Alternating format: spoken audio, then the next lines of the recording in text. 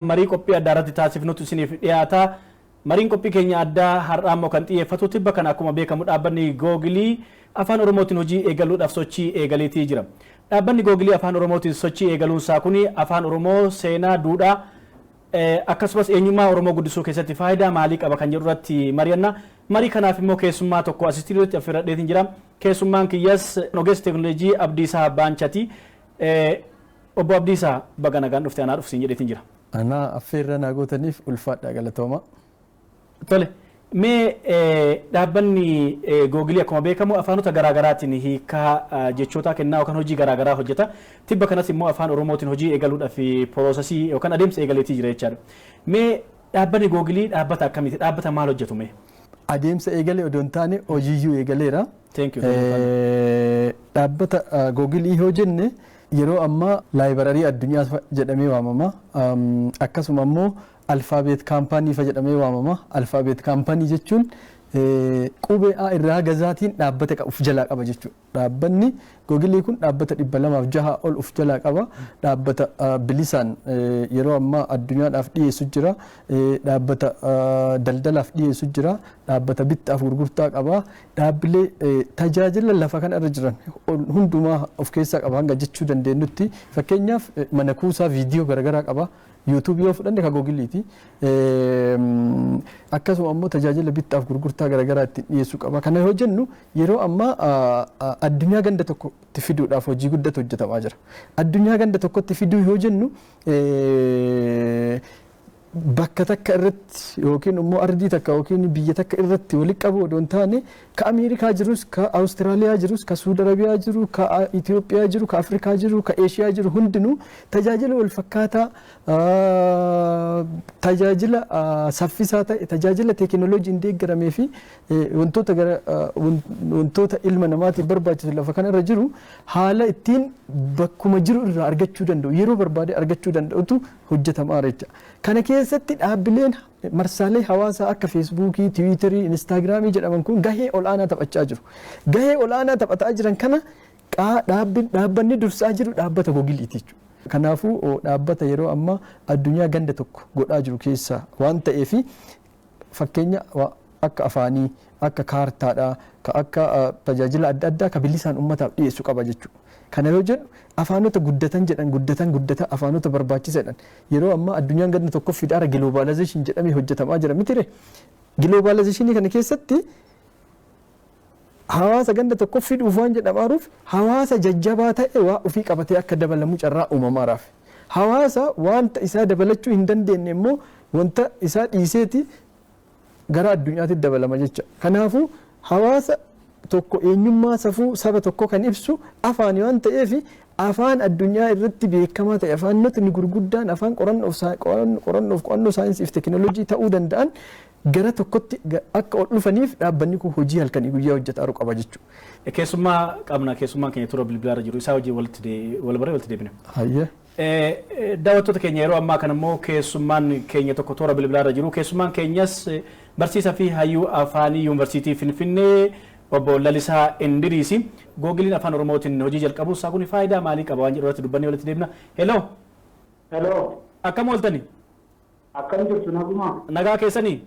Nagaa. Mee Googiliin afaan Oromootiin tajaajila jalqabuunsaa faayidaa maalii qaba jettu mee akka hayyuu afaanii tokkootti?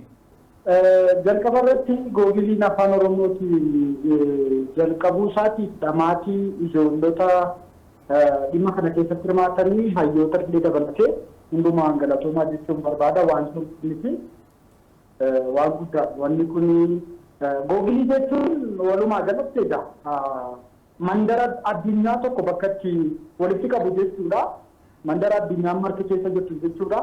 Mandara sana keessatti afaan keenya arguu jechuun dorgomaa ta'uu caalmaayyuu anis jira eenyuun fixeedha akka jechuuti yaadisaa. Kanaaf waan qoosaa miti Googilii keessa afaan keenya afaan Googilii ta'e jechuun insaayikiloopiidiyaa afaan keenyaatti uumame jechuudha afaan kan biraatiin. Daataa beezii yookaan maashin laanguweejii afaan Oromootu jalqabe jechuudha. Maaliif namni tokko afaan Ingiliffaatiin waan Googilii irraa argatu afaan Oromootiin argachuu jalqaba. Waan dubbachuu barbaadu afaan Oromootiin dubbatee namni afaan Oromoo hin beekne kan biraan akka inni irraa baratu yookaan hubatu gochuu jechuudha. Waan qoosaa miti. Kanaaf googilii afaan keenya afaan googilii ta'e jechuun keessumattuu immoo afaan Oromooti dhiibbaa jiru seenaa jiru kan kanaan dura wajjin gaafa laallu afaan Oromoo afaan googilii ta'e jechuun reediyoo cabsuurraa gara googilii keessaa dubbachuutti gara googiliidhaan fayyadamuutti deemu akka jechuuti. Kanaaf seenaa wajjin wal qabsiisne yoo laalleerree injifannoo guddaa waan dhaloonni kaleessaa dukkana keessatti qubee uumanii afaan keenya afaan barreeffamaa godhanii dhaloonni ammaa kun immoo afaanichaan barateetu afaan keenya afaan teekinooloojii afaan saayinsii teekinooloojii goonee akka jechuuti. Isa kanaaf waan qoosaa miti baay'ee injifannoo guddaadha. Dhamaatii waggaa yoo xiqqaate waggaa 5 dhamaatii fudhateedha gara googiliitti fiduun afaan Oromoo. Kanaaf injifannoo guddaadha jechuun barbaada. Akkas jechuun ni xumurame jechuun immoo miti. Waan hedduutu afaa ammallee hojiitti jirra namoota gargaarsa namoota adda addaa illee ni barbaanna. Hayyoonnis namoonni teekinooloojiis gargaarsa isaanii ni barbaanna. Gara dhumaatti fiduuf jechuudha. Ni jalqabe malee hin xumuramne Abdiisaan dubbateera jedhee yaada waan baay'ee. Sichi afaanota marsaa hawaasummaa hedduullee ta'uu qaba. Afaanni kun miidiyaaleen gurguddoon afaan Oromootiin kan dubbifamanii weebsaayitiin gurguddoo afaan Oromoodha kan isaan taphatan namoonni gurguddoo fooloowerii beekamoo qaban Afrikaa keessatti afaan Oromootiin kan isaan barreessan. Kanaaf afaanuma guddaa dursarra jirudha. Googiliin ta'uunsa nama raajuu baatus wanta itti gammaduu qabnudha. Kan kanaa oliitu malaaf afaan kanaaf isa kana jechuun barbaada. Mee hayyoota afaan irraa maaltu eegama? Afaan kana waaltessanii akka afaan teekinooloojii ta'u kanaaf gumaachi hayyoonni Oromoo irraa eegamu maal inni? Afaan Oromoo argite afaan akka lama afaanni dubbii meebii looqoda qabaachuu danda'a, looga qabaachuu danda'a. Afaanni barreeffamaa garuu waaltawaadha. Akkas jechuun afaan Oromoo almost waggaa 30 fi afaan barreeffamaa ta'ee jira. Afaan waan ta'edha jechuudha. Namni kamiyyuu Oromiyaa golee kamaa dhufu loqoda kamaa dubbatu waan barreeffame dubbisee hubachuu ni danda'a. Akkasittis barreeffama. Googiliin illee akkuma karaan itti dubbaa jiru gaafa jechatti hiikuu osoo hin taane caasluga afaan Oromoo googilii barsiisuu jechuudha. Teekinooloojii barsiisuu jechuudha. Waan barbaadde dubbatee caasluga isaaniitiin hiikee dhiyeessuu fi kan keenyatti hiikee deebisuu akka jechuuti. Afaan Oromoo addunyaatti geessine afaan addunyaa gara afaan Oromootti fidu akkasii. Irra caalaatti hayyootarraa maaltu eegama ogeessotarraa maaltu eegama caalaa wanni kun deeggarsa barbaada instituushinii barbaada dhaabbata fudhatee deemuu barbaada amma ammatti karaa ogeessota yuunivarsiitii garaagaraarraa nama qindeessinee ijoolleedhaaf Abdiisaan ni beeka kaardii fa'aa guutaa ture Abdiisaan immoo ijoollee kana hojjettuuf illee akka dhuunfaatti jechuudha gorsaa isaatii baasee namootuma fedhii qaban ijaarreetu kan amma kana saffisiisne kan kana dura jalqabee adda citee ture kan saffisiisne sadarkaa kana geessisne. Amma garuu akkas ta'uu qabu dhaabbanni mootummaan itti hirmaachuu qaba hayyoota gurmeessee hojjechiisuu qaba caalmaatti milkaa'aa taasisuuf jechuudha. Kanaaf hayyootarraa maaltu eegamaa caalaa instituutiiniin tokko instituutiinii waa'ee afaan Oromootiin dhaabbatee jiru mootummaa jalattis haa ta'u dhuunfaanis waa'ee kana dirqama isaa ta'uu beekee fudhachuu qaba. Kanatu isarraa eegama. Hayyoonni immoo fedhii qabu ni hirmaatu ammayyuu nun qaaneessine hayyuunis barataanis waamicha goonee fidu kan itti hirmaatan deeggarsa maallaqaa tokko malee jechuudha konnekshinii dadhabaa niitoorkii dadhabaatiin kana caalaatti immoo saffisiisuu fi humna qabnu kanatti fayyadamne mootummaan deeggarsa taasisuu qabaa waan jedhuun qabaa. Barsiisaa fi hayyuun afaanii fi hogbarruu Lalisaa Indiriis toora bilbilaa irratti argamtanii marii keenyaaf odeeffannoo bal'aa nuu kennitaniif ulfaadha. Hayyee galatooma. Egaa obbo Lalisaanis yaada bal'aa nuu kaasaniitii jiru. Kanarratti waa dabaluudhaaf googiliin afaan Oromootiin hojii jalqabuunsaa guddina aadaa seenaa fi eenyummaa afaan Oromootiif faayidaa maalii qaba kanarratti waan nu dabala? Kaasaatti garasitti dhufaan ture haasaa keenya keessatti yeroo ammaa googiliin dhaabbata hangana bal'atu Lalisaanis kaasee akka jedhetti googiliin dhaabbilee hedduu kan of jalaa qabu qofa odoo hin taane dhaabbilee idil addunyaa irratti hojjetan dhaabbileen laga qaxxaamuran dhaabbileen tajaajila garaagaraa bittaaf gurgurtaa dabalateeti biyyoota garaagaraa keessatti kennan afaanota hojii ka godhatee fudhata googilii irraa jechuudha. San qofaa miti ijoon isaa ajandaan dhokataa duratti kaasaa turre addunyaa ganda tokkotti fiduuf hojii hojjetamaa jira.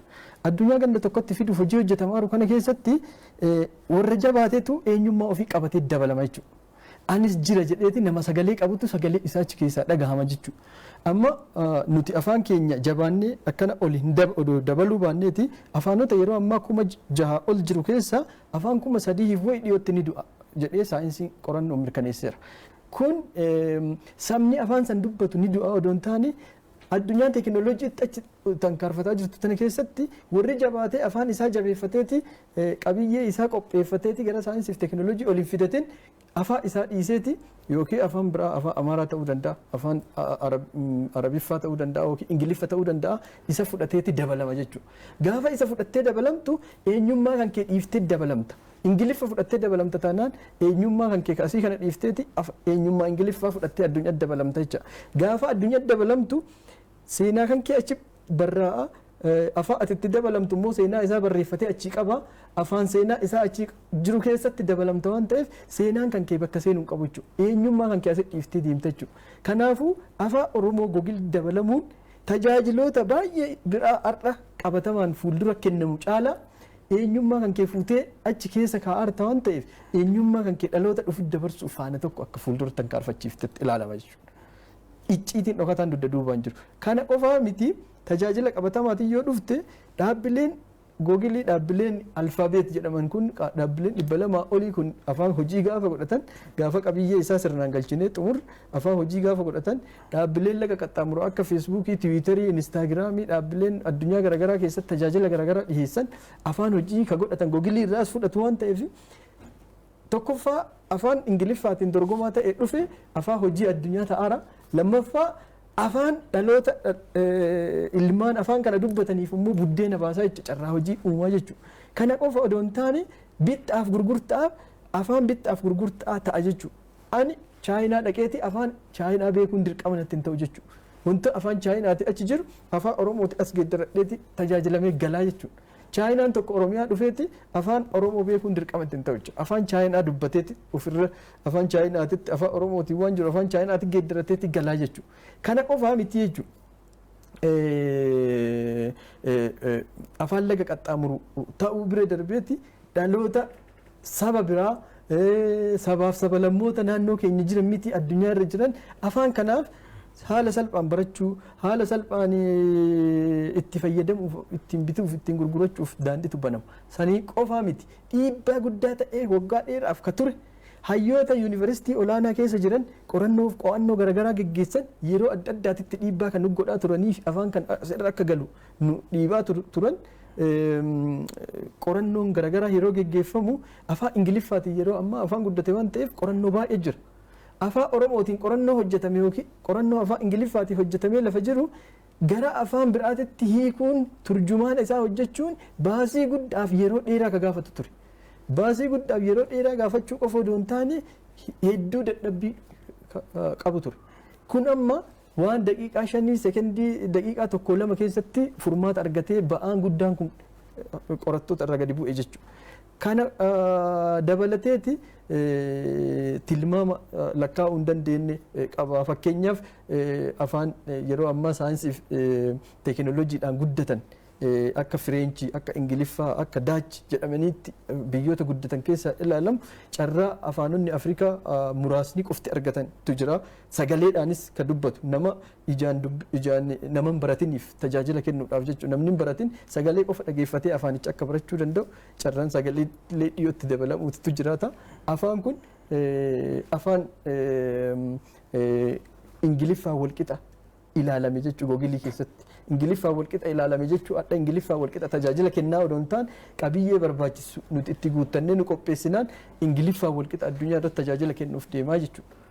Mee adeemsi googiliin afaan Oromootiin hojii akka jalqabu taasifame ture maal fakkaatame? Ulfaata.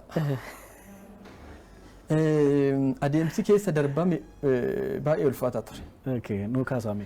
Bara 2005 eegalee odeeffannoo garaagaraa funaanaan ture. Waggaa 17 dura hayyoonni Oromoodhaa biyyoota garaagaraa jiran tattaafataa turan. Tattaaffiin gaafas jalqabame itti fufeeti waggaa 13 adhaallee namni wayiillee ajandaa godhatee socho'aa ture. Waggaa 9 adhaallee namni wayii socho'aa ture. Garee wayii socho'aa turan. Gareen ammaa kun immoo dhaloonni qubee kun immoo hin dhufe waggaa jadura eegallee jechuudha. Dhaloonni qubee yoo jedhu warri kaan dhaloota qubee keessa jiranii odoo hin taane garee I think garee harka hin kennanne jedheen of yaada. Sababni isaa bu'aa bahii baay'eetti argineerra hidhatu itti nu dhukkubeera yoo jenna dhugaa dubbatuuf jechuudha. Addatti waan addaa goone odoo hin taane ilmaan Oromoo biyya keessa jiranii biyya alaa waliin jiran waliin taanee wal dhageeffannee dhiya baha kaaba kibba odoo hin jedhin garaagarummaa amantiitiin garaagarummaa maaliitiin odoo garaagarummaa siyaasaatiin odoo adda waliin baasin waan dandeenyu afaan kanaaf gochuu qabna jennee wal gurmeessinee bara 2016 eegalle jechuudha. Bara 2016 eegalle teekinooloojii irratti hawaasni keenya akkana ta'uu qaba jedhee carraa dudubbachuu eegalleen akka amma duratti kaasisan hayyoonni yuunivarsiitii olaanoodha maaliif afaan keenya afaan googilii ta'uu dide maaliif nu cadhiftan maaliif akkana hin taane gaafiin jedhu baay'ataa dhufe. Carrama san keessa feesbuukiin immoo afaanota dabalataa fudhachuudhaaf gaafa beeksisu namoonni hedduu yeroo san feesbuukii biyya keessaa yeroo san biyya seenaa dhiibbaa itti godhaniitti piitishinii itti guurree maal jenneeti feesbuukiin nu hayyame hiikkadhaa afaan keessan toledhe. Saniin immoo hamileen nama keenyaa baay'ee ol ka'e. Hamilee sanii ol ka'ee jiruun immoo carraa san uumneeti Keeniyaa ijoollee jirtu, ijoollee Ameerikaa jirtu, ijoollee Awustiraaliyaa jirtu, ijoollee biyya keessa jirtu garee feesbuukii uumame. Gareen feesbuukii uumamee carraa marii bal'aa nu uume. Maaliif afaan kun yeroo sanitti feesbuukii irratti namni baay'een qajeelchee barreessuu hin danda'u waan ta'eef kunumti ajandaa guddaa ture. Akkamitti sirreessinaa isin warri teekinooloojii maal hojjettan maal harkaa qabdu jennaan cinqasa irraa ka'eeti appilikeeshinii moobaayilaa afaan Oromoo baradhaa jedha hojjedhe jechuudha. Afaan Oromoo kabarsiisu jechuudha. Warri gara Suudi Arabiyaa jiru immoo afaan Oromoo isin barreeffamaan keettanii nuti immoo qubeeyyuu barachuuf nu rakkise maal goonaa rakkanne jedhanii maatiin tokko fana cinqinaan qubeellee sagaleen hojjedha. Sun immoo uummata afatti na baase namni hedduu gara hundaayyuu dhiibbaa akka ta'uu fi wanta dandeettammaaf nu gootan keessattuu googiliin dabalamuu qaba kaafiin jedhu dhiibbaan hawaasa biyya alaa jiru irraa baay'ee dhiibbaan dhufu ture jechuudha. San booda garee uumneerru kana keessatti wal qindeessinee namni muraasni googilii gaafachuullee itti kaane jechuudha. Googilii gaafa gaafannu mucaan tokko Ameerikaarraa tokko Keeniyaarraa tokko anas hin jira.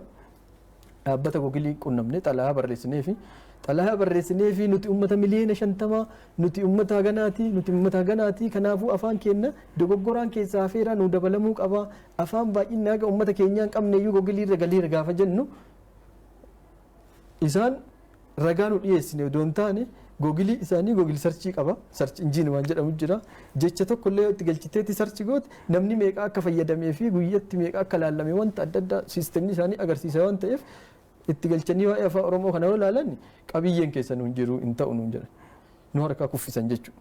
Nu harkaa kuffisanii yennaan abdii hin fixannee jechuudha. Kuffisuu isaanii titti aarree inuma hamilee nu ta'eeti asii weebsaayitii afaan oromoo.com yeroo ammaa weebsaayitii guddaadha akka hojjedhu na dirqisiisee jechuudha. Weebsaayitiin sun hin hojjetame weebsaayitii san gadhiifnee UK Ingiliizi irraallee weebsaayitii Oromoo Dictionary tokkotu jira. Ameerikaa irraallee weebsaayitii tokko jira. Weebsaayitii afaan Oromoo yeroo san barbaanne intarneet irraa nuti arganne weebsaayitii 5 ture jechuudha. Achirraan dabalanneeti Wikipeediyaa abdeet goone. Wikipeediyaa kanallee akka ofii barbaannu abdeet goone baay'inni uummata kanallee fooyyeffannee maal jennee ragaa qabatamaan qabnu itti daddabalannee Wikipeediyaa yoo san firii ture akka ammaa kana dhorkamee jiru. San booda ergineef yennaan ammas hin ta'u nuun jedhan. Hin ta'u jennaani baay'inni uummata isin haasoftaniif qabiyyee googilii irra jiru garagara waan ta'eef hin ta'u jedhan. San booda baay'inni uummata agarsiisuun dirqama nutti ta'e jechuudha. Baay'inni uummata agarsiisuuf gaafa kan maal goone iyyata waamne jechuudha. Komii dhiyeessuuf piitishinii isa jedhan jecha. Piitishinii dhaabbanni dhaabbata 200 ol of jalaa qaba waan ta'eef komiin jiraachuu danda'a jedheeti addatti saanduqa komii qaba. Saanduqa komii kana itti guuraa jenne gabbaanee sooshaal miidiyaan. Hawaasni keenya miidiyaan keenya miidiyaa hedduu kafareejii nuu kenne waan irratti hawaasni keenya guyyaa 2 moo 3 keessatti namni 50 hanga 100 piitishinii san mallatteesse. San booda hatattamaa walga'ii waame dhaabbatichi. Walga'ii hatattamaa waamanii walga'ii isa irratti kun yoomi bara 2016 bara 2016 kana walirra oofarra. Ajandaa godhan dhimma isaa jechuudha. San booda waggaa ja'adha jechuudha. Waggaa ja'a I think waggaa ja'a. Walgahii hatattamaa waamanii maneejimentiin taa'ee dhimma keessan mari'ateera garuu immoo wantoota kanneen sirreessaa jedhaniiti galatoomaa jedhanii deebii nu deebisan. Galatoomaan tun dhufte afaan Oromootiin. Kan nu barreessu intaloon faranjii turte. San booda mooraaliin nu dhufuu eegale. Erga tana goonee booda wantoota sirreessuu qaban jedhan keessaa tokko dhaabbata qorannoo Afrikaati jira. Qorannoo afaanota Afrikaati jira. South Afrikaa jira. Dhaabbata Afrikaa kibbaati. Afaan Oromoo Jaaffaarra kaa'eera. Afaan Oromoo Jaaffaarra kaa'eera. Dhaabbaticha qunnameeti. Maaliin sadarkaa Jaaffaarra kaa'a? Baay'ina uummataati. Baay'ina uummatatiin akka Afrikaatti? Akka Afrikaatitti. Tola. Dhaabbaticha qunnameeti anamma piroofaayilii kan tottolche weebsaayitii afaan Oromoos qaba mitire. Weebsaayitii afaan Oromoos qaba. Afaan Oromoo onlaayin kan jedhus peejii feesbuukii qaba hordoftoota gara 80,000 qaba. Isas qaba. Dhaabbata kanarraa ragaa isin qopheeffattanii achirra kaattanii kan dogoggora. Dhaabbatichi maal godha? Afaan tokko haga 5 jiru filateeti guyyaa guyyaan jechoota afaan 5 kana gadhiisa. Afaan Oromoo Jaaffaa waan ta'eef keessa hin jiru jechuudha. Mufii qabna amma mufii qabu dhiyeessee jechuudha dhaabbatichaaf. Ijoolleen siisteema irra hojjetan na didaniiti hoogganaa wal na qunnamsiisan. Ragaa qabatamaa dhiyeesse hayyoota fidinaan jedhan. Biyya keessaa biyya alaatti hayyoota hin jiran jedhan akka Dooktor Milkeessaa fa'aa, Dooktor Milkeessaa Midhaagaa, Dooktor Biraanii Masqal fa'aa warroota afaan Oromoo afaan federaalaa ta'uu qaban jedhanii qorannoo dhiyeessaa turan ture. Namoota kanneen qiqindeeffadhee namoota daddabaladheeti walgahii marii laayivii seenne jechuudha hoogganaa waliin. San booda chaalenjii goonee sadaffaa geeddarsiin. San booda jechoota weebsaayitii afaan Oromoo kun itti gaafatamummaa fudhatee jechoota dhaabbatichi guyyaa guyyaan gadhiisu erguu qaba jedhanii jechoota kana erguu eegalle jechuudha. Gaafa erguu eegallu ragaa kanallee fudhannee finne kan Googilitti. Kaayyoon kenna Googilii gadhiisisiisu. Taargetii jechuudha qabanneerra waan ta'eef jechuudha. San booda gaafa kaan jecha miliyoona 1 Ingiliffa hiikame fida afaan keessa appiruuf ta'e nuun jedhan. Hin dhiichifne. Kun yoomi? Bara 2016 dhumarra jechuudha. 2016 Qabsoo 2016 eegaltanii hin gadhiisne? Hin dhiisne qoosaan hin jiru dhaloota waan qabe gadi dhiifne ka jedhuuf kana jechuudha. San booda erga gammachuu kana walii ibsine booda amma jechi eessaa dhufare. Akka afaan eenyummaa kan keetti fufsiisuudha. Giddugalli afaanii kun wanti uumameeruu fi warra jabaate qofa asii walitti qabatuuf wanti jennuu fi afaanonni amma asitti walitti qabamaniiti afaan 109 Googilii irra hin jira jennu kun afaanota guddatanii saayinsii fi teekinooloojii dabalan. Afaan kun hundinuu akkaadaamii ofii warra qabudha.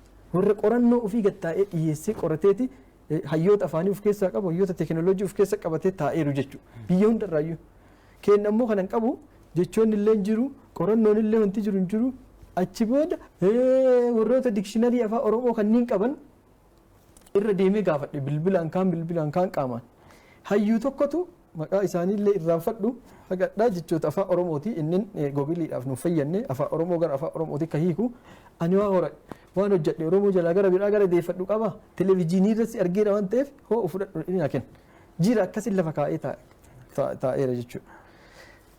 Achi booda adeemsa sanii walitti deemeeti jecha gara 60 walii qaqqabee oduma jiru an Itiyoo Telekoomii hojjedhan ture yoo achi bahee waa'ee teekinooloojii kana walitti buusa in qabamee hidhame yeroo kumaandi poostii bara wayyaanee san jechuudha. Qabamee hidhamee maalidhaaf sababni waa'ee afaanii kana?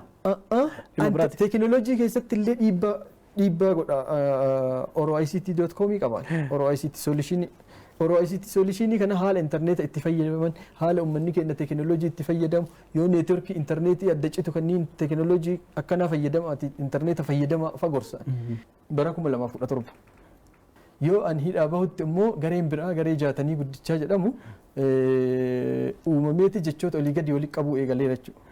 Jechoota miliyoona 1 barbaachisu kan walitti qabuu eegalee booda hojiin kun erga jalqabamee raate gaarii. Anillee waan harka jiru maaf ergodhee jecha 60 na bira jira jedhu kan ergeef. Ergeefi gaafa jedhu jecha 200 naannoo akkasii yoo walitti qabne isaan jedhani jijjiiramni biyya keessaa kun dhufe. Dr. Abiy aangoo qabatan. San booda humni gariin gara biyyaa gale. Humni garii achi hafe. Gidduu kanatti sunillee achitti istaag godhe. Istaag godhee ka jiru anummoo bara 2017 san erga hidhamee bahee booda wal dorgommii idil addunyaa mo'adhee waan tureef Uummanni Oromoo teekinooloojii irratti waanuma gaafii itti dhufe hundumaa garuma kiyya as dhufa namni na beeku baay'een jechuudha. Miidiyaa hedduu irrattis waan dhiyaataa tureef. Gaafii hedduu dhufu keessaa googilii irraa akkami afaan dhabame ka jedhu kun hirriba na dhoorka guyyaa hunda jechuudha. Yoo ani irraa uffadhullee namatu maal taatan maaliif waan kana xumurtan naan jedha. San booda googiliin bara 2020 dargaggoota Afrikaa dargaggoota jajjaboo iskoolarshipii qopheesse dargaggoota divilooparii jechuudha. Warra siisteema teekinooloojii irratti hojjetu kan Afrikaa keessatti teekinooloojii babal'isuu xiyyeeffateera googiliin. San booda Itoophiyaa keessaa namni 3 carraa argannee carraa san keessaa tokko ana ture. Dhaqee leenjii san fudhadheeti jabaadheeti yoo as bahu ammallee nuti carraa jalqabaati dargaggoota itti aantu leenjisuudhaa fi barsiisaallee numa ramade deebise. Barsiisaa taanee yoo ramadamnu ijoollee South Afrikaa, ijoollee Naajeeriyaa, ijoollee Rwaandaa, ijoollee Keeniyaatiin neetworkii jabaa uumanii waliin mari'annu qabna. Achi keessa kaasee nama waa'ee afaanii kana jechuudha. Maaliif waan akkana nu jalaa istaak ta'ee kadhatta fiira piroojeektiin. Wanti achi kaafne daayirekshinii naa kennite ijoolleen. Daayirekshinii achi naa kennite san marii hawaasaatiif finne. Marii hawaasaati erga dhufee booda maal duraayyuu afaan keessan gadhiifameera wanti appiruuf godhamu maal irree kunooti hojjedhaa jedhanii gadhiisan. Bakka jiru koottaati as ba'a ilma Oromoo afaan keessan gadhiifame hojjedhaa jedheeti miidiyaa 2-3 dubbadhe. Bahaa dhihaa kaaba kibba hin jenne as yaa'e jecha namni fedhii qabuuf namoonni dhaga'an. Ijoollee yuunivarsiitii irraa eebbifamaniiti odoo hojii hin qabne odoo galii hin qabne kaardii biyya kanaa danda'anii taa'anii hojjetan jechuudha. Akka lalisaan jedhe san ijoollee beela bulaniiti waan kana hojjechaa ture jechuudha. Biyya keessaa biyya alaati ana ilaallatu namni jedhe hin jiru jechuudha. Waan danda'e hunduu dhufeeti itti gumaacha jechuudha. Hanqinoonni fi dogoggoroonni tokko tokko ka uumame keessaa tokko san maaliif hayyoota afaaniitiif warra caasluga seerluga kanneen hubannoo hin qabne fa'atu fedhii waan qabuuf qofa afaan ofii achirra argeeti itti tajaajilamuu waan barbaaduuf qofa halkanii guyyaa taa'ee hojjetaa ture jechuudha. Kanaaf kun nuti akka nama tokkootitti waan dandeenyu fi waan itti dhiyeenya qabnuuf dhiibbaa goonee fi waan dandeenyu gumaachine irraan kan hafe kennaa miti jechuudha uummataati hojiin. Hojii uummanni afaan kiyya namni sagalee hin qabne namni afaan hin qabne sagalee hin qabu jedhama miti. Ani ifatti bee odoo sagalee hin qabneeti waliin dhageenyu. Odoo afaan tokko afaan kana walii galuun hin dubbanneeti yookiin nama biraa gidduu kana fidanneeti hiiksifannaa yookiin carraan nuti qabnu googilii tana fayyadamneeti walitti dubbannaa jechuudha. Kanaafuu afaan kana arguu barbaada jechuudha. Tajaajila kan arguu barbaada jecha ilmaan Oromoo hedduun. Waan kana waggaa dheeraaf sagalee kan kootiin dubbadhee afaan kootiin baradhee afaan kan kootiin tajaajilamuu qaba hawaasni gaafataa ture sun as baateeti har'a bu'aa buuftee jechuudha. Bu'aan argame ka abdii isaatii miti jechuudha. Sooshaal miidiyaa irra baga gammadde fanaan jedhaa turan ka gammade Oromoodha. Gaafii Oromootitti deebi'ee an akka Oromootitti akka ilma sabaatitti waan danda'u achi keessa buuse. Kallattii wayii waan beeku wayii achi keessatti agarsiise irraan kanaaf piroojeektii nama dhuunfaati miti jechuudha. Piroojeektii hawaasaati. Kanaafuu akka waliigalaatitti afaan kun afaan carraan argame kun carraa salphaa miti. Carraa eenyummaa keenya gara fuulduraatitti dhaloota dhufutti dabarsuudhaaf fuuldura tarkaanfachiifne keessa ilaalamuu kan qabudha jechuudha. Tole mee namoonni irratti hirmaatan fedhiiuma qabaatanii teekinooloojiitti madaquu umarraan kan ka'edha moo qaamni qindeessee kana raawwadhaa jedhee qajeelcha jira? Amma akkuma carraan sun uumame akkuma isin jedhe sooshaal miidiyaanis ta'ee gaafa an feesbuukiin barreessee carraan kun nuu dhufe jedhu nama kolfaa ture jira jechuudha. Hin qoosa nutti taphataadha. Uummanni Oromoo guggutiidhaan waan kana waan eeguuf hin qoosa abdii isaan jedhaa ture. Tasuma ta'uu hin danda'u irra jedhaa ture fa'illee jira jechuudha. Namoota baratanii sadarkaa gaarii irra jiran jechuudha. Tasuma gochuu hin danda'amu. Ardhuma miidiyaa tokko keessatti afaan Oromoo googilitti dabalamuu hin danda'u jedhaniiti wal mormaa turan jechuudha. Ogeeyyii miidiyaa ta'anii jechuudha. Qaamaan dhaqee itti agarsiisee biraa sadarkaa ba'aa ture. So wanti hin danda'amne hin jiru lafa kanarratti. Dubbiin sooshaal miidiyaa sanii gabbaaseeti jedhe miidiyaa muraasni affeerraa naa godheeti daayirekshinii itti hojjetamuu danda'uun viidiyoodhaan maaliidhaan barreeffamaan marsariitii afaan Oromoo kana irra barreeffamaan walii qoodaa turre jechuudha. Walii haa qoodaa turru malee akka harkifatu immoo deebi'een godhan. Sababni lafarra akka harkifatu gooneef keessaa tokko hayyoonni afaanii taa'anii hojii kana hojjechuu qabu. Kanaaf immoo qaamni deeggarsa nuu godhu argamuu qabannee proposala barreessu kaan. Proposalli barraa'eeti dhaabbata garagaraatiif galchinee haga gara waajjira uumurra mootummaa afaan geessinee turretti oduma nuti yaadin afaan 25 afaan hojii godhuuf deemna afaan Oromoolee keessa radhee gogilii ibsa baase. Hin muddamne dhugaa dubbatuuf jechuudha. San booda namoota sooshaal miidiyaan duraan kakaasaa turre hanqinoonni barreeffama fi afaan jiraniif amma garee tokko fiduun dirqama ta'e jecha. Gadi baaneeti garee feesbuukii uumnee garee telegiraamii uumneeti as finne bakka takkatti garee nama 180 dhiyaatu qabu jechuudha feesbuukii irratti. Gareen kun waan danda'u qofa akka hiiku. Wanta akka afaan Oromoo loqoda Oromiyaa guutuu keessaa qaba waan ta'eef ka lixaa ka bahaa hundinuyyuu keessatti of arguu qaba waan ta'eef ammatti kawaal ta'e waan hin qabneef bifa saniin hiikuu qabna. Akka mana barnootaatiif barannetti xiyyeeffachuudha qabna yaada jedhu irra walii galla. Adeemsa sanii hiikneeti garuu immoo eessatu hanqina qaba waan jedhu garee kana madaaluu eegalle jechuudha. Yoo ilaallu ji'a natti fakkaata ji'a lamaan dura ji'a lama sadii akkas na fakkaate gara Booranaa irraa hanqinni ture. Hayyoonni gara Booranaa hirmaannaa isaanii keessa hin turre. San booda gadi baanee waamicha goone jechuudha. Gadi baanee waamicha goonaan nuu fidan kaa warra dandeettii afaanii hin qaba jedhaniiti hojii gurguddaa hojjetan. Amma garee kana namni qindeessuu qofa otoo hin taane namni kallattii kaa'aruyyuu isaanii jechuudha. Namoonni gurguddaan dhufe. So garee kana keessatti irra caaliin immoo kan wal ga'e irra hedduun barattoota yuunivarsiitii irraa eebbifamanii hojii hin qabnetu hojiin kun nu ilaallata jedhanii itti gaafatamummaa hojjetaa jiran jechuudha. Fedhii isaaniitiin waamichi kagoon illee fedhii isaaniitiin namni gaafa dirqama itti kennitee taa'e hojjedhu hojjettuun ta'e kaardii guutuu qabda. Ijoollee yuunivarsiitii irraa baate immoo abdiisa kaardii qabnu hadha kaardii fixanninaan jedhanii feesbuukii irra beeyani kaardii eenyuun nuu guutaa hadha jedhee barreessaa ture ji'a lamaan dura. Hadha kaardii nuu guutamee gogiliif rakkanne gogilii jirra sadarkaa san jechaa turre jechuudha. Dhaabbileen nu qarqaaru immoo koottaa nu qarqaara OBN irratti yeroo hedduu dubbadheera ETV irratti illee waan kana kaaseera isin durallee jechuudha. Deeggarsi barbaachisaadha maaliif xiyyeeffannaa akka dhaabbata uf danda'eeti socho'uu danda'u qabu waan ta'eef dhimma eenyummaa saba kanaa itti fufsiisuudhaati waan ta'eef qo'annoof qorannoo garagaraati as keessa geggeeffameeti gadi ba'uu qaba waan ta'eef hayyoota afaanii fi hayyoota teekinooloojii bakka takkatti walitti qindeessuun barbaachisaa ture jecha. Hayyoota kanaaf kanneen qindeessitee taa'aa hojjedha hojjette yoo xiqqaate kaardii illee guutuun barbaachisaa ta'a jecha. Yoo kaardiin guutiin nama dirqamaan taa'ee hojjedhu jechuun hin dandeettu jecha nama jireenya isaatiif olii gaffiigu waan ta'eef hayyoonni gurguddoon. Saniif jecha irra caalii gahee ka taphatan biyya keessaa qofa odoo hin taane biyya alaatii baay'eetu jira. Biyya keessaa irra caalitti immoo ijoollee biyya keessaa kaardii kana guuttataa halkanii guyyaa effartii godhan uummata Oromoo irraa kabaja addaatu malaaf jechuudha. Sadarkaa idil addunyaatitti eenyummaa Oromoo akka itti fufuuf sababa ta'aniiru waan ta'eef. Tole ulfaadha. Mee googiliin ulaagaa maaliitiin filata afaan filatee afaan hojii taasifatame? Ulaagaa inni filatuun keessaa tokko baay'ina hawaasa afaan dubbatuuti.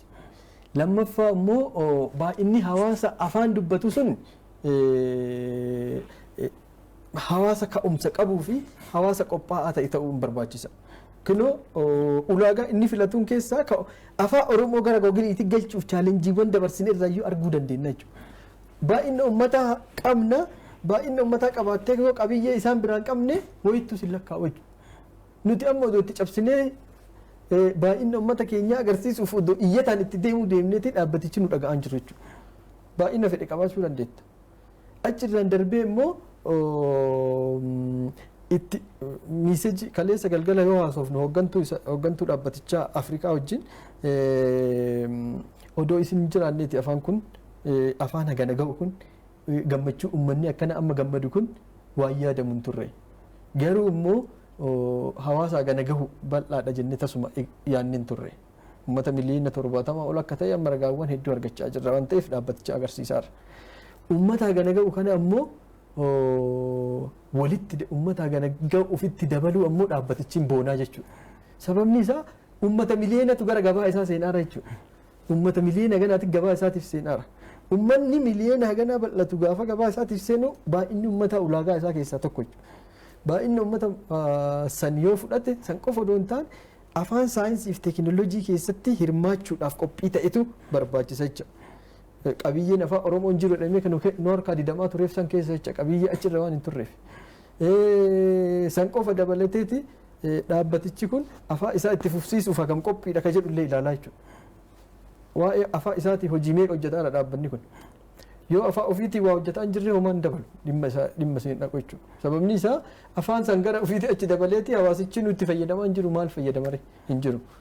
Gabaa isaatiif illee jijjiirama fidaa qofa odoo hin taane afaan saayinsii fi teekinooloojiitti illee ol dabalameeti afaanicha jijjiirama addunyaatiif gahee taphatu jedhamee yaadamu waan ta'eef jechuudha. Afaan Oromoo baay'ina ummataatiin dhaabbatichi gammaduu bira darbeeti hoogganaan damee hindii ummata Oromootiin baga gammaddan jedhee dhaamsa dabarseera. Hooggantuun Afrikaadhaa dhaamsa dabarsiteerti bakka buutuun waa'ee afaanii hooggantuun dhaabbata Googiliiti odoo hin taane bakka buutuun damee afaanii jechuudha. Baga gammaddanii qofa odoo hin taane sadarkaa wanta afaanonni Afrikaa baay'een argate barreeffama sagaleenfa akka dubbisu namoota hin dhageenyeef namoota barumsa hin qabneef namoota dubbisuu irra rakkoo qaban barreessuu irra rakkoo qaban tajaajila gahaa afaan kana akka argatuuf sadarkaa afaan sagaleen illee itti dabaluuf murteessuuf karoorri qophaa'e natti himaa turte jechuudha. Akkuma beekamu yeroo ammaa kana Googilii wajjin wal qunnamaatee turtani. Googiliin yeroo ammaa kana afaan Oromootiin hojii jalqabeera. Eenyu wajjin wal qunnama fakkeenyaaf rakkoowwan yoo jiraatan qaamni ispeesifikaalii addatti bahee dhaabbata Googilii wajjin wal qunnamaa deemu jira akka uummata Oromootti. Nuti kaka'umsaan kun wal qindeessineeti Oromiyaa keessaa wanti kun nu ilaallataa gahee keenya haa baanu jennee itti deemaa irra miti. Kanaaf qunnamaa jirra koominikeeshinii waliin qabna dhaabbaticha wajjin jechuudha. Gidduutti akkuma amma duratti sii kaase gareen qaamaan deemee dhaabbaticha dubbiseetii hanga sadarkaa baajata baasuu fagaheellee jira jechuudha. Kabiraallee adeemsisanii itti deemuu hin danda'a. Ammatti wanti qindaa'eeti daayirektilii foormaal ta'e hin jiru waan ta'eef jechuudha. Gidduun illee nama sappoortii na gochuu danda'u jedheellee dhaabbatichi illee namallee qacaruu danda'a. Afaan hojii erga godhe namanti qacara waan ta'eef. Kun akka kootitti rakkoon qabaatu. Sababni isaa ani afaan Oromoo bakka bu'aa afaan Oromoo kanaaf hin ta'a. Afaan Oromoo kana bakka uummanni barbaadu kana hin ga'a jedhee qaama itti seeneeti dhaabbaticha hojii hojjete qaamni irraa mormii qabaatu hin jirallee jedhee yaadu jechuudha. Garuu immoo ammatti fuuldura miidiyaa dhaabbachuudhaan hawaasa kakaasuun kunoo dheengadda gaafa afaan gadhiifame irraa guyyaa lammaffaatitti damee hindii jalatti walgahii nu waamanii kan mari'achaa ture ana ture. Gaafa walgahiisa irra turre irratti hooggantuu dhimma afaanii damee Afrikaa wajji wal qunnamtaniiti kallattii keettanii gara fuulduraatti karoora kaa'amuu qabu. San qofa odoo hin taane uummata illee qindeessiteeti gareetu jira garee uumtee garee san jala galchiteeti qabiyyee Oromoo seenaa Oromoo safuu Oromoo waan Oromoon qabu amma booda Googilii irratti ol galchuun amma booda jechuudha hin jiru jechuudha kana dura. Amma booda gareen gurmeessitee bakka suuraa seena qabeessa ta'e bakka aadaa safuu nyaata aadaa dorgommii jira. Nyaata aadaa kana tottolfatteeti addunyatti agarsiifta gadhiifta jechuudha. Nyaanni kun nu barbaachisa jennaan bakka barbaachisaa ta'etti gatii barbaachisaa ta'een gurguramuu sadarkaa danda'u. Suuraa gaarii, suuraa addaa, suuraa hanga ammaa hin jiru jedheeti namni sarpiraayiz itti ta'u yookiin immoo namni dinqisiifatu ifa gadhiiftee hojjette sababa suuraa saniitiif doolara hedduutti sadarkaa itti badhaafamuu dandeettu fa'a jira jechuudha akkasii fa'uuma jechuudha. Kanniin gurmeessitee itti galchitaa jedhaa turanii kun warra aadaaf turizimii Oromiyaa warra amma Oromiyaa keessa deddeemee agarsiisu kana fa'a carraan kun isi ilaallataa suuraa itti galchuuf maal kana fa'a mari'achuu qabna inni beellama qabnaa jechuudha. So hanga ammaatitti qindeessaa jira jechuu kan kootii alatti qaamni Googilii irraa bakka bu'e hin jiru qaamni Oromoo irraa bakka bu'e hin jiru. Nuti warra fedhii qabutu dhaabbataa waliin wal dubbisaatii waan dandeenyu godhaa jirra jechuudha. Qaamni seetuu bakka bu'eeti wayyoon qabu afaan. Walitti bakka bu'uun illee dirqama ka'a. Kanaaf akkaadaamii afaan Oromoo jiraachuu hayyoota teekinooloojii hayyoota afaanii wal qabu dhaabbatuun barbaachisaadha. Sadarkaa itti gaafatamummaa fudhateeti hojii kan itti fufsiisu. An nama dhuunfaati. dhaabbata dhuunfaa irraa waan danda'e olii gadi qoqqocadhee waan kaardii guuttadhee dhufee asitti sa'atii kan koo kanaaf kenne malee hojii uummata kiyyaati. Ani ilma uummata kanaa erga ta'e uummata kanaa waan danda'e gumaachuu qaba jedheeti itti cicci'aa jirra malee namni dirqama nu kennee mindaa nu kafaleeru hin jiru. Pirojektii kana hojjedhaa jedhee qaamni investi nu godhu hin jiru. Kan ifatti beekuu danda'uudha qabaa jechuudha uummanni illee. Maaliif yoo sadarkaa kanatti ol baafnu waa investimentiin fa'a itti godhamee baajanni itti ramadamee hojii hojjetame fakkaatuun qabu jechuudha. Kaardii hanga walii kadhannee guutaa turre keessa turre waan ta'eef. So qaamni seera qabeessa ta'e qaamni gogilii wajjin taa'ee hojjechuu qofa odoo hin taane afaan kun afaan ingiliffaati waliin walqixa ilaalameera waan ta'eef afaan oromoo kana hanqina isaa guutee ingiliffa hojii addunyaa irratti tajaajila akka kennu gochuun dirqamaa jechuudha. Kanaafi ammallee mariin ishee intala wajjin qabannillee kanaaf jechuudha. Kallattii gara fuulduraatti maal kenna maaltu barbaachisaa maal hojjechuu qabna maaltu nurraa eegama hawaasa akkamiin qindeessinaa irratti xiyyeeffannaa isa irratti immoo afaan oromootiif maaltu akka yaadamee jiru karoora maalii akka qabamee jiru maal akka gochuu qabnu uummata guddaa kana ammoo dabalachuun keenya gammachuu guddaadha jedhaa dhiitisaa waan ta'eef dhaabbatichi guddummaa uummatichaa agarsiisuun immoo nurraa eegama jechuudha. Yeroo ammaa akkuma beekamu akkuma jalqaba nu kaastan teekinooloojii googilii wajjin wal bartanii isin amma hariiroo uumuutti jirtanii hayyoonni teekinooloojiitti dhiyoo jiran dargaggeeyyiin hayyuun teekinooloojiitti dhiyoo jiran karaa kamiin amma gama keessan kanatti dhufanii hojii kana isin gargaaruu danda'u isin wajjin waa tarkaanfachiisuu danda'u gumaacha afaan oromootiif. Hayyoonni gara teekinooloojii irra jiranii qofa odoo hin taane hayyoota afaanis barbaannama. Tokkoffaa kunoo miidiyaa garaagaraa irra baaneeti waa'ee kana dhaadhessaa jirra beeksisaa jirra. Afaanichi giddugala yookiin immoo waajjira of danda'e qabatee taa'ee waajjira san keessa teennee irraa achi kootta jechuu hin dandeenyu karaa onlaayiniitiin qindeessaa irra. Kana qofa odoo hin taane yeroo ammaa uummanni keenya uummanni Oromoo teekinooloojii dhufuu qaba ilaalcha dirqamaan dhufuu qaba jedhu amanaa jechuudha. Hayyuu akaadaamii.com banee barsiisuuf amma galmee irra jira jechuudha. Hawaasni keenya teekinooloojii barachuu qaba teekinooloojii irra cimuu qaba yeroo ammaa hanna teekinooloojii baay'eetu gaggeeffama waan baay'eetu ta'aara addunyaa irratti. Teekinooloojii yoo dorgomaa hin taane immoo itti fufuunuu shakkii keessa nama seensisa. Saniif jecha nuti ogeeyyiin teekinooloojii waan jirruuf ogeessa afaanii ka ta'e hunduma hin barbaanna jechuudha. Walitti qabneeti leenjii gabaabatu kennamaa fi achi booda waa hojii ala taa'ee hojjechuu danda'a. Hojiin cinqii qabu hin jiru jechuudha. Mana isaa taa'ee moobaayilii hojjechuu danda'a. Koompitara irra taa'ee hojjechuu danda'a. Bakka kamiinuu taa'ee gumaachuu danda'a waan ta'eef. Garuu immoo hojii qindaa'aa fi hojii akka amma duratti garee uumaa jedhamaa jirra jedhu san garee san keessatti eenyutu maal gumaachetu beekama. Eenyutu maal godhe. Eenyutu kana godhe. Eenyutu suuraa bareedaa kanadha ol kaa'e hin beekamaa jechuudha. Kanneen to'achuuf uummata keenya qindeessuun ganda tokko fiduun dirqama. Kana gochuun immoo kana ka goonu akka amma jirrutti kaardii nu guutaa akka jennu sanii itti fufuu hin danda'u jecha hojii. Qaamni dhimma kana irra na ilaallatan uummanni Oromoo invest irra gochuu qabaa jechaadha piroojeektii kana. Mootummaanis gahee isarraa eegamu bahachuu akka qabu. Caasaa barbaachisaa kana nu diriirsuu akka danda'uudha qabu. Yookiin immoo biiroo of danda'ee dhimma kana irratti taa'ee hojjetu irratti deeggarsa mootummaatis barbaanna deddeebinees gaafataarra namoota dhimma kana irratti dhaamsa mootummaan nuu ga'u jedhu tokko keessa akka isinii kana miidiyaadha. Lammaffaa immoo namoota dhuunfaallee itti himaa jirra jechuudha. Sababni isaa abdii isaan nama dhuunfaati. Odoo anadha dhimma kana dhimma biraatiin qabamee waa jechuu baadheeti itti fufuu qaba hojiin kun dhimma uummataati waan ta'eef.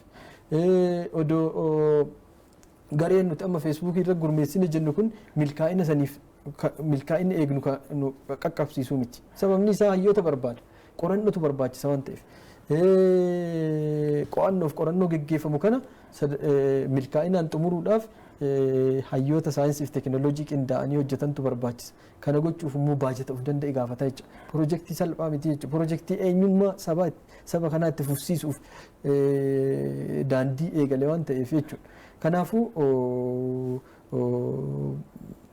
abbaan barbaade ammatti qindoomina sooshaal miidiyaatiin hojii hojjechaa jiru sanii garee keenya jooyin gochuu danda'a. Ammatti kiraateeriyaaf ulaagaan keenyatti nama ofirraa dhiibaa jiru tokko hin jiru. Fedhii qofatu barbaachisa jechuudha. Tole googiliin hiikaa jechoota irraan alatti immoo ergaawwan barreeffama gara sagaleetti ni hiikaa wanti jedhamu jira. Sun immoo maal inni maaltu jira isaa wal qabatee wanti yeroo jiraate? Barreeffama gara sagalee yookiin text to speech waan jedhamu jira. Tajaajilli gammachuu hawaasni keenya ibsataa ture hooggantuu waliin dubbataa turuu keenya kaaseen ture. Gammachuu kana isin qofa odoo hin taane nullee gammachuu jirra uummata miliyoona 70 dabalachuu irraa jedhaa turte. Karoorri ammattuyyuu nuti amma kunoo reefuu 150 wayii 60 keessa jirra.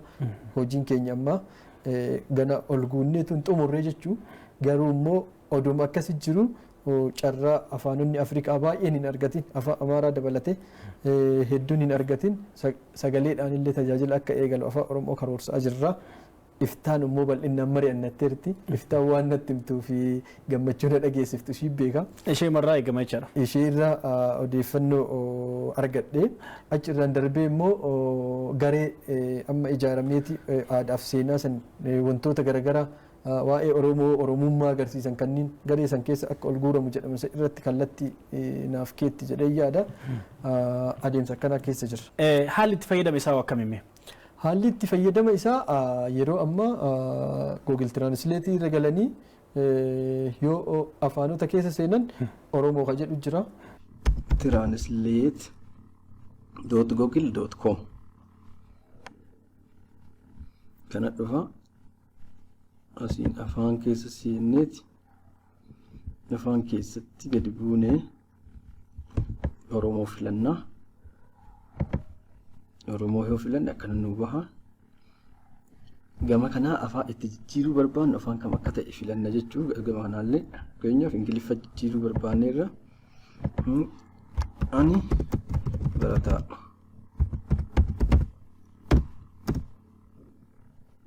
I am a student jedheeti Ingiliffaan nu baase jechuudha. I am a student. Ani barataadha jedheeti sagaleedhaanis asitti dubbataa jechuudha. Ammatti afaan Oromoo sagalee hin qabu akka marii keenya keessa kaafnetti dhiibbatti sagalee kanas akka itti dabalu sagaleedhaan jecha waraabnee itti galchuullee asitti akka itti dabalu dhaabbanni waadaa nu galeera jechuudha. Kana qofa doon taane asitti hiikaan hiikame kun sirrii yoo ta'e bifa kanaan mirkaneessuullee yoo dogoggora ta'e immoo bifa kanaan keessa seennee sirreessuullee hin dandeenya jechuudha. Ammatti hiikaan sirrii waan ta'eef wanti jijjiiru hin jiru. Bifa kanaan Googiliin afaanota gurguddoo addunyaa 133 dhiyoo kana dabalamanii waliin afaan 133 tti dabalameera. Isa sagaleen dubbatu san akka Afrikaatittuu afaan muraasa qaba afaan Oromootitti akka dabalamu himameera. Ni amma isa afaan Oromootiin jenne afaan Amaaraatiin yoo hiikkachuu barbaanne kun afaan Oromootiin jira.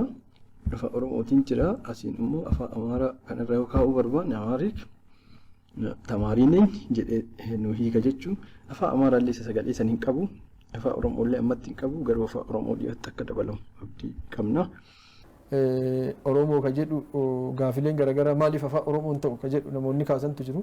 Sun immoo afaan dhaabbata biraatitu jira. Dhaabbanni koodii afaanii kennu international local laazishii waan jedhamu jira.